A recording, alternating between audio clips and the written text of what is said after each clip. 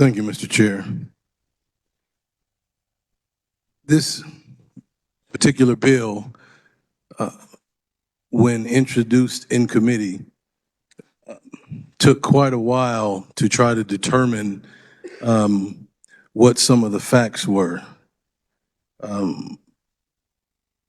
We had testimony from several different agencies.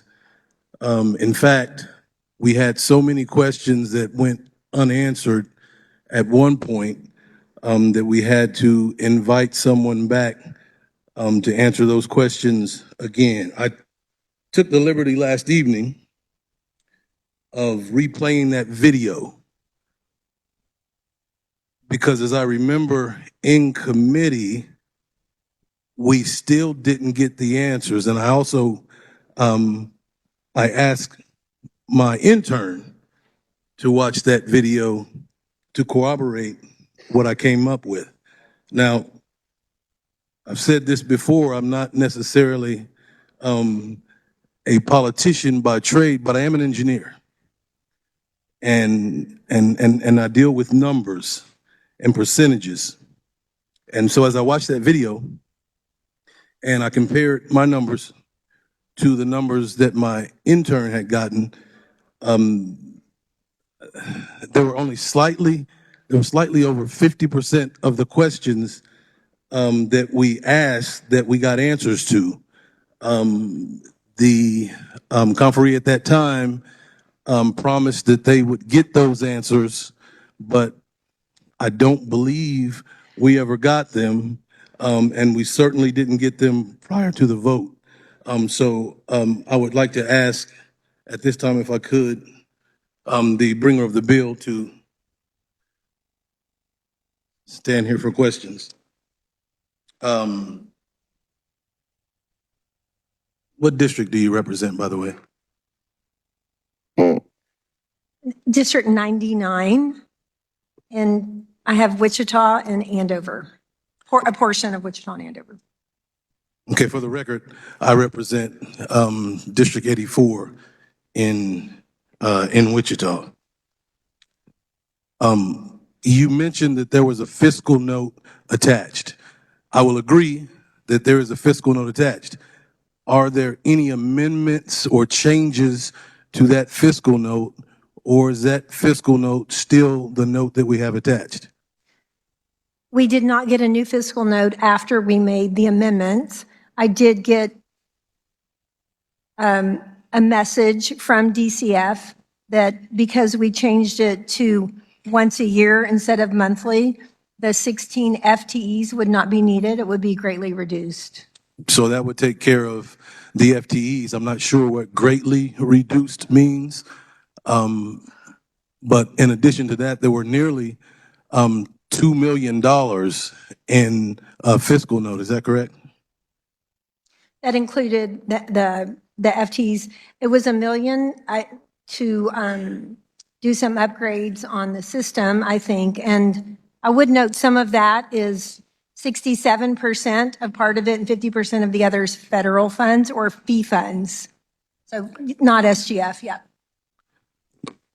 So would it be safe to say that the majority of this particular bill, we would require information from DCF as well as Child Support Services, correct?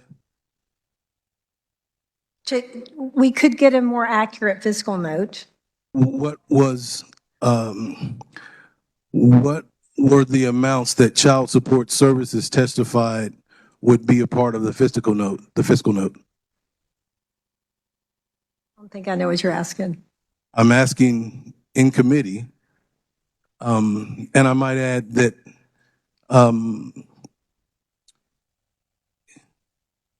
I don't believe that this was nearly properly vetted.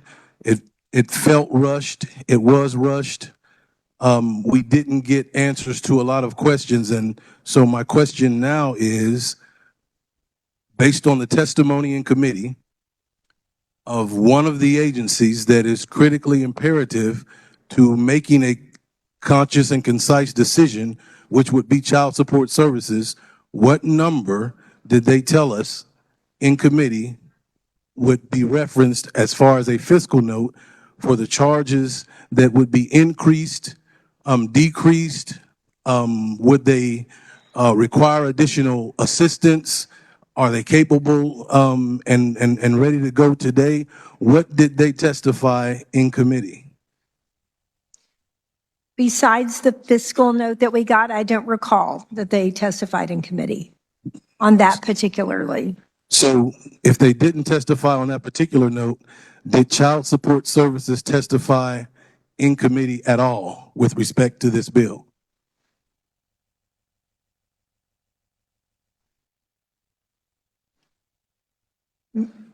Not DC, you're not asking about DCF? No, Child Support Services. Did not. So half of the equation, we didn't even hear testimony from. Is that a fair statement to say?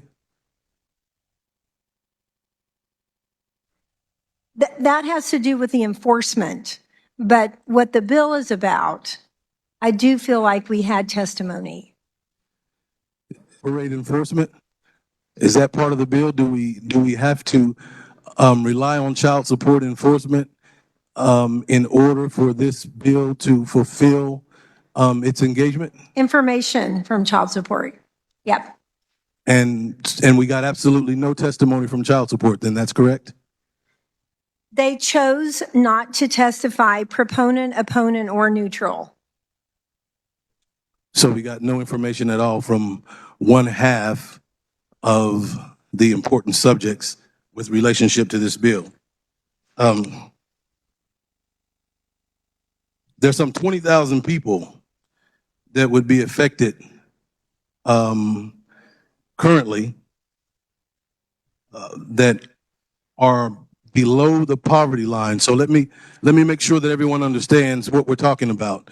We're only talking about those people that are 130% of the poverty level. And my question, first of all, is why are we even going after those people? The number of people that would be affected is only 6,000.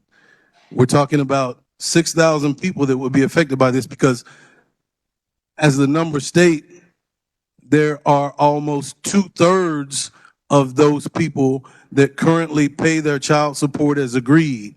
So we're talking about 1/3 of the people, 6,000, that already live below the poverty line. And we are doing our best to spend nearly $2 million to receive whatever it is that we could receive from those individuals. And I've got one other question. Yes, please. Because I didn't want to bug you by saying. It's okay. It's okay. Can you tell me what that is? That I hold in my hand. $2. $2. $2. This is what child support or SNAP would be paying for a meal for that individual. So over $2 a meal, we intend to spend nearly $2 million for $2. Excuse me, you can't use props on the floor. And let me ask you this, because I'm here in this body, in this house, to represent my constituents. And I would assume that you're here to do the same. Yes, for the most part. Well, my constituents first, the rest of Kansas Yeah. following that. Yeah. So the rest of Kansas, we have about 11% that live in poverty. Can you tell me what that percent is in House District 99? I don't know. And I contend that you don't know because it's not a concern, because those are not concerns of your constituents. Yeah, it most certainly is a concern in my district. Well, I can tell you what mine is. In fact, I can tell you what yours is. Yours is just barely over 3%. Just barely over 3% of your constituents live in poverty. Comparatively, nearly 25% of those that I represent live in poverty. So I wonder again why we're even bringing this bill. The district that you represent has a median income of nearly $115,000 per household. Conversely, my district, the median income is below $40,000. So again, I wonder why it is we intend to spend nearly $2 million to attempt to collect $2 a meal